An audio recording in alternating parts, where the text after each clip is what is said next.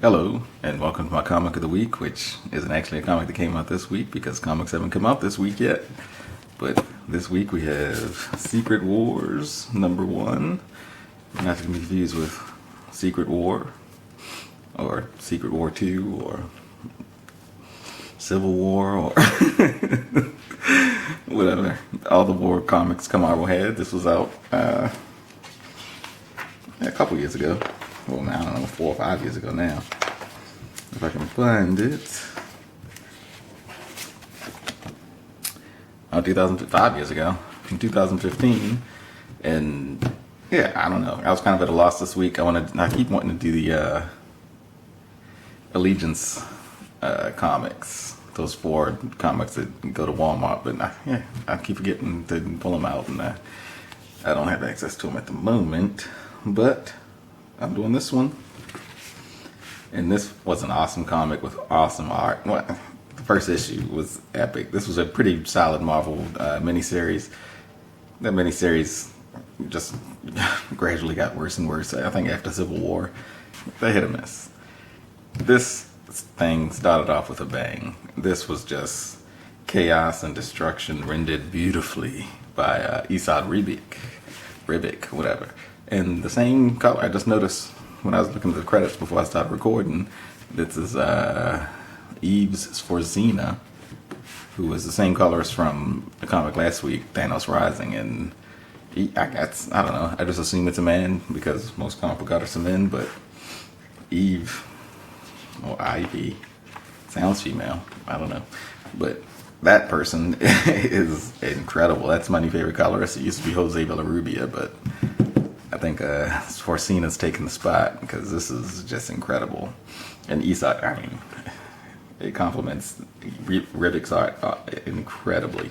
But yeah, Secret Wars was Marvel's way to get rid of the 616 universe, to merge the 1610 universe, the Ultimate Universe. I love. I always call him Ho Quesada to be an asshole, but Joe Quesada is I think he was the progenitor of the Ultimate Universe, or he just was the editor-in-chief when it came about.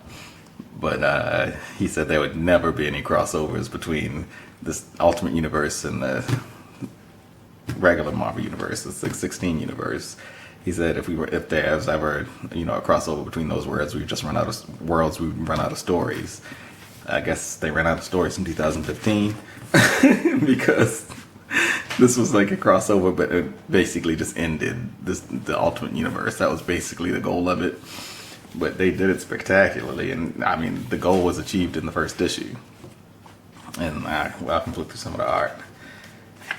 Dr. Doom was ultimately the big bad of this event, which is awesome because he doesn't normally get that much shine. Definitely not in events, but he's an incredible villain, a super genius with good powers.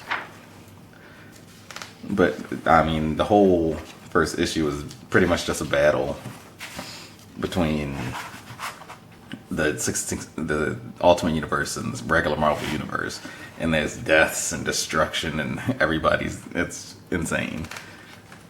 And that's why I wanted to say the way you can get away with stuff like that is because you knew this was like this isn't a time, this is the alternate realities or alternate dimensions. But in stories like those, or in stories like Time Travel, there's always a reset button. Nothing is permanent. You can do basically anything you want, and at the end, press reset, and then everything goes back to whatever you want it to be. So this was basically Marvel's version of whatever Flashpoint, or going further back, Crisis on Infinite Earths. Is basically just just a way to change the universe as a whole, and they fucked it up in this issue. And I mean, just awesome. I mean, so many characters in here. You have the X-Men. This is when Cyclops was a maniac. I think he's still a maniac. Cyclops shows up with the Sentinels up here. And they're like, I don't know, what do we? And everybody, the characters are talking like, the Sentinels here, whose side are they on? They're like, I don't know, Cyclops is in charge. Your guess is as good as mine. Who knows what that crazy ass bastard's gonna do? And we have deaths galore. I'll save the best for the end, but I know Rocky Raccoon went into his room, but Rocket Raccoon gets killed. And so does Groot, and so does so many people. There's an awesome. It's just so much stuff in here. It's just nonstop fighting. This is I say what Infinity War is my favorite Marvel Cinematic Universe movie because like I just like the superhero movies when they use their powers. A lot because that's the only reason I'm really watching them. If I just wanted to see stories about world conflict and politics, I'd watch dramas, but I'm watching superhero movies because there are superheroes in them, and this took full advantage.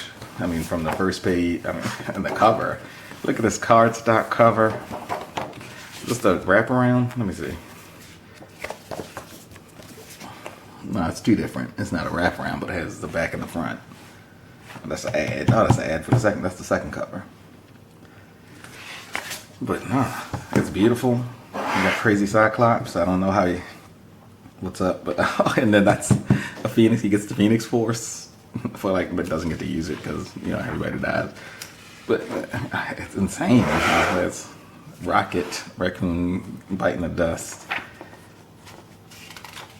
I mean, and Thanos is in it. Thanos went to the 1610, the Ultimate Universe, and he's working with Mr. Fantastic, their version of Mr. Fantastic, who's a bad guy, and then our version of Mr. Fantastic, our version, the 616 version of Mr. Fantastic is working to save the day for the good guys, and it doesn't really work out. This is them. They collected a bunch of vital people who would be necessary for the repopulation of Earth. Yeah, they hand selected a bunch of heroes to get on, I think they call it the raft. I don't know what it was called. And all shit goes crazy. Sue Storm, Invisible Woman, is in the part of the ship that gets struck by lightning and falls off, and she's using her powers. And Mr. Fantastic's like, I can save her. And then this is the end of this issue, where she's trying to hold everything together. But at break she can't. Oh, so Sue Storm dies there. That's the best. That's like, oh shit, that was. Whew. This was such a good comic. I mean, this is a horrible video. I'm sorry. I just loved this comic so much that it's like, I'm not going to critique it. I'm just going to talk about how awesome it is. I mean, look at this art. I mean, look, and then how it fades out. Just, destruction.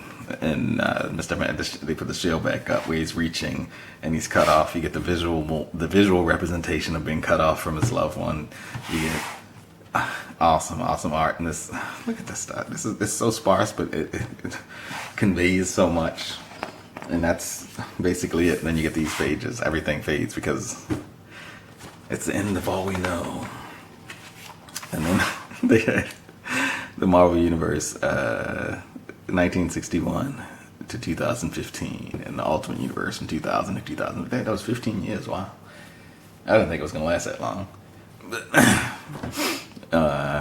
yeah, and that was the end of the first issue, and they had me hooked. Next, but the raft. What's gonna happen? No, it doesn't matter because this was the issue that mattered. This, I mean, holy crap. This was and which was surprising. I think it was a weekly comic, so the second issue came really fast. You didn't even have time for this to fade in your memory. It's like last week's comic was fresh in your mind, and number 2 comes out, and it just kind of derails the story. Then it's some weird, what should I say? Some weird world where what is it? What they call it? Battle World. That's what we call it. Battle World, and it was just broken up in all these weird regions, and they came up with a very awesome thing. This thing came out that I don't even know. This must have just been free because I don't think I would have paid for this. But yeah, this thing, and then it shows you, open it up, Battle World, and this is the new Marvel Universe during the series. I thought, oh, I wish they had balls, man, because they could have told awesome stories in this world for like a year. They should have kept this for like a year. But they just wrapped it up. And they had, the Battle World. Here's the legend of what everything is. And then all of the all the tie-ins around. I know these aren't tie-ins. These are just old comics. That's cool. The comics that they're gonna be, they represent the, see, so awesome. This was just an awesome event. The concept of it wasn't executed perfectly, but I liked it. It was, I'd say it was my favorite event, second favorite event behind Civil War. Civil War was my favorite because that's really when I first started getting big into comics. I hadn't read off and on before then, but that was the first. I got every issue, every tie-in of Civil War. That was awesome. But this was good too. And Civil War didn't come with anything like this. This is a thick, I don't know if you can see, just promotional material, but it was just so awesome. It's so that I kept it for 5 years. I don't know what I'm gonna do with it. This would be an awesome thing to frame. That would be an awesome little thing. And it looks pretty. It's held up nice because it's thick. But yeah, I wish they would have told more stories in Battle World. What was the story? There was an awesome comic that came out. I forgot what it was called though. Weird World. Oh yeah, Weird World. It was the 6-issue miniseries that ran during the event, but it was, I don't know if it was just popular or they gave it a shot. I think Esad Ribic did the art in that one too. Or maybe not Ribic, I can't remember. But that was awesome. It was just like a barbarian story, Marvel's version of Conan or something, with fantasy and sword and sandals. And then, but that did well. It got an ongoing. I don't think it lasted more than a year, but maybe, I can't remember. But that was my comic of the week. Secret Wars, incredible art. I mean, I don't know. It was so. I wanted to hear this awesome thing where it's just. I told you, I can't.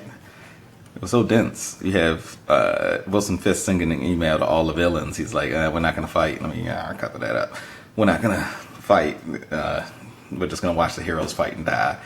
He was like, whatever. There's no point in wasting our breath. So he invites everybody to a party to watch the heroes get killed in the battle. And guess who shows up? The fucking Punisher. And he says, I'm going to read it to you. Gentlemen, they say that when you die, you can't take it with you.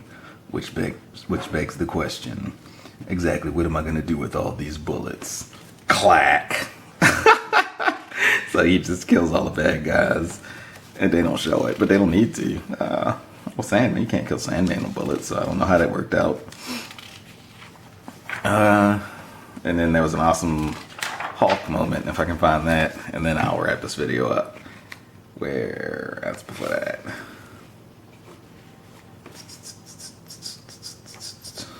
I'm not gonna be able to find it. Here it is. Yeah, wait, Incredible Hulk. Yeah, I don't know which Hulk this is though. Where you have Hulk and Colossus standing next to each other, and you have Colossus tosses Incredible Hulk through this building. That's the fastball special. He doesn't say it though. He says, with this, I have had lots and lots of practice. Because he used to toss Wolverine like that. But, I mean, I think Incredible Hulk would have more of an impact, and he does. He flies into this building, and then, hey, it's still standing. I didn't think that was going to happen. And he says, yes, it's still standing for now. And then he goes and just knocks it over with his hands. And this is where the 616, what's his name? Nick Fury is. Sam Jackson Fury. But yeah, those were two awesome bits. Everything was awesome. The Sea Storm death was awesome. The cover's awesome. The art is awesome. The art is incredible. I mean, I don't know. This comic, I don't think could have been any better. But yeah, the series didn't really live up to it. But how could it? Yeah, I want to. Yeah, it just reminded me of the DC Universe Online cinematic trailer for the video game, which was like an insanely epic trailer where all of the heroes were basically killed. But again, like this was the alternate dimensions and alternate realities. That one had time travel as its reset button. But yeah, I might put a link to that down in the description because that was an awesome trailer, and that reminded me a lot of this, where you just have heroes kicking ass and dropping dead, and just being awesome. It would have been cool if the whole series was like this, and the last issue was like the merger and whatever. But it wasn't. It was still good though. This is my comic of the week. I hope you liked it. I'm sorry it wasn't. It was. I feel like it was incoherent. I'll watch it back before I upload it. But I just really liked this so much, so I didn't really. I just wanted to talk about how good it was. It was awesome. Worth it for this issue alone. Period.